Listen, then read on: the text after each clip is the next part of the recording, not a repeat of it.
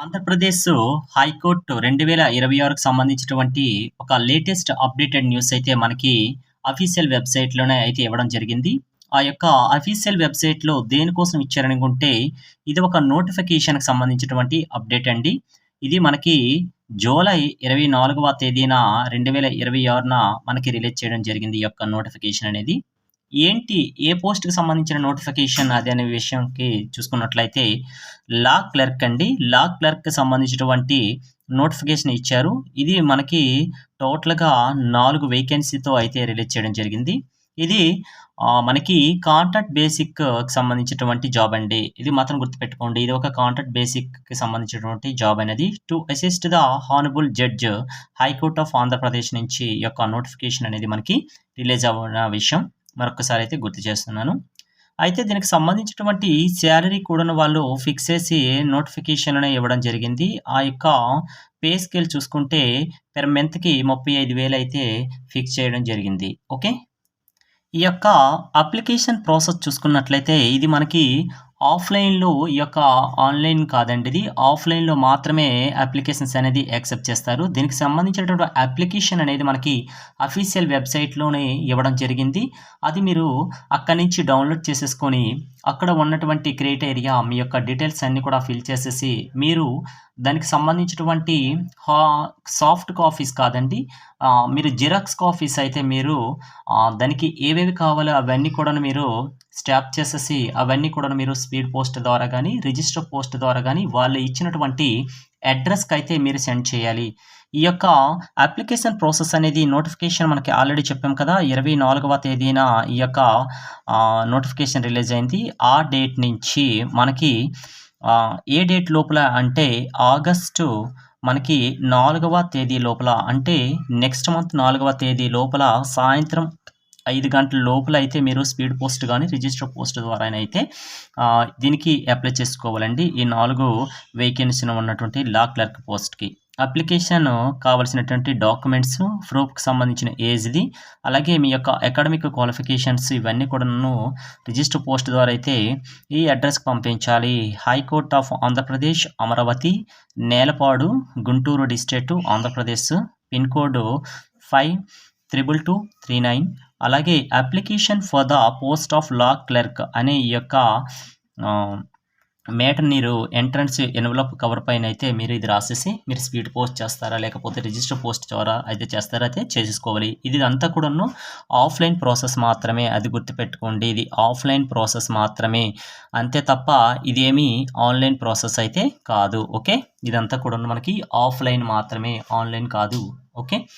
Next month చూసుకుంటే చెప్పాను కదండీ! మనకిది నెక్స్ట్ మంత్ 4థ్ లోపల అయితే సాయంత్రం 5 గంటల లోపల అయితే ఈ యొక్క అప్లికేషన్ అయితే కంపల్సరీగా అయితే మీరు వాళ్ళిచ్చిన అడ్రస్‌కైతే సెండ్ చేయాల్సిన టైమింగ్ అది. ఏజ్ విషయానికొస్తే మనకి 30 ఇయర్స్ దాటకూడదండి. ఇది చూసుకుంటే జనవరి 1, జూలై 1 అనేసి ఇచ్చారు. అలాగే క్వాలిఫికేషన్ చూసుకుంటే degree in law from recognised university.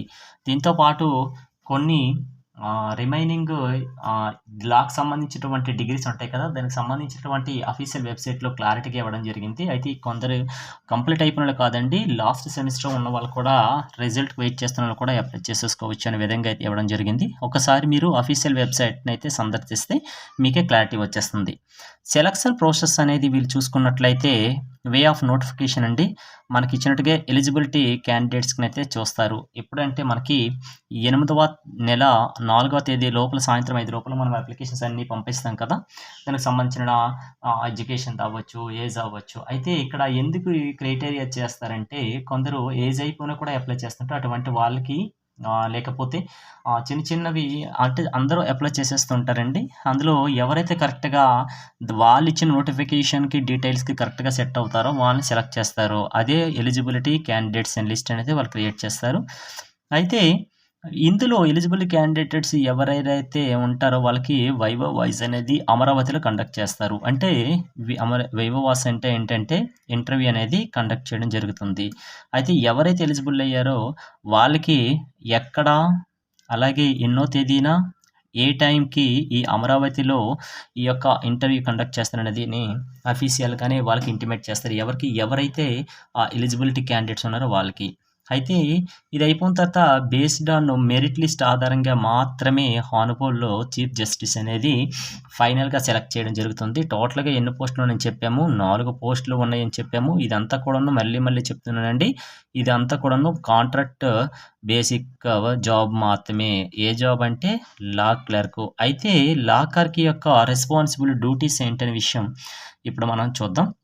ఇది చూసుకున్నట్లయితే రీడింగ్ ఆఫ్ కేస్ ఫైల్స్ గురించి బాగా రీడింగ్ చేయాలి. అలాగే preparation of A case including case summary అవ్వచ్చు, నోట్స్ అవ్వచ్చు, అలాగే క్రోనాలజీ ఆఫ్ డేట్స్ అవ్వచ్చు, ఈవెంట్స్ అవ్వచ్చు. ఇదంతా కూడాను ఎవరు చేయాలంటే ఈ లా క్లర్క్ యొక్క రెస్పాన్సిబుల్ డ్యూటీస్ ఇవన్నీ కూడాను. అలాగే ఐడెంటిఫై ఫ్యాక్ట్స్, ఇష్యూస్, అలాగే క్వశ్చన్స్ వేయడం కూడా ఇవన్నీ కూడాను వీళ్ళ డ్యూటీసేనండి.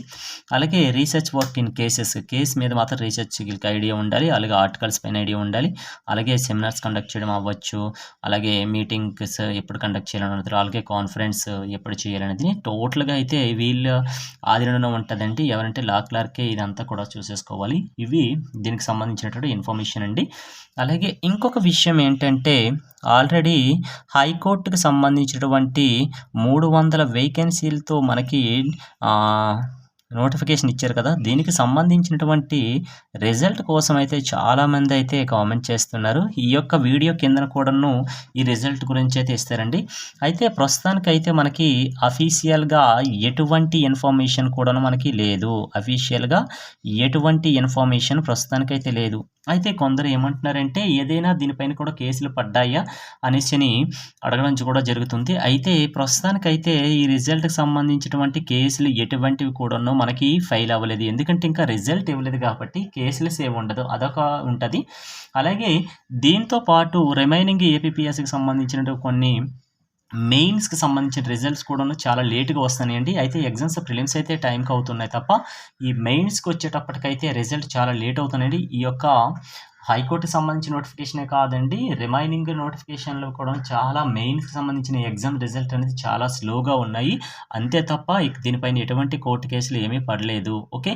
అయితే ఎందుకు గవర్నమెంట్ దీనికి ఆలస్యం చేస్తుందనే విషయం మరొక్కసారి చూసుకున్నట్లయితే ఏదైనా కూడా రిజల్ట్ ఇచ్చిన తర్వాత మళ్ళీ ఏదైనా దాని మీద ప్రాబ్లమ్స్ వస్తే ఆ ప్రాబ్లమ్స్ కేసులు ఫెయిల్ అయిపోతే తర్వాత చుట్టూ తిరిగి అదొక పెద్ద సముద్రంలో కనబడుతుంది ఆ ప్రాబ్లమ్. కాబట్టి అటువంటి సమస్యలు ఏదీ లేకుండా పక్కాగా రిజర్వేషన్ అమలు చేసేసి ఏ కేటగిరీ వాళ్ళకి ఎంత ఉండాలి, కట్ ఆఫ్స్, నార్మలైజేషన్ ప్రాసెస్ ఇవన్నీ కూడా చెక్ చేసేసుకొని మాత్రమే రిజల్ట్స్ అనేది కాన్ఫిడెంట్‌గా ఎటువంటి మిస్టేక్ లేకుండా అయితే గవర్నమెంట్ ఇవ్వాలనుకుంటుంది. ఆ ఒక్క ఉద్దేశమును బేస్ చేసుకొని మాత్రమే రిజల్ట్స్ ఆలస్యమవుతుంది.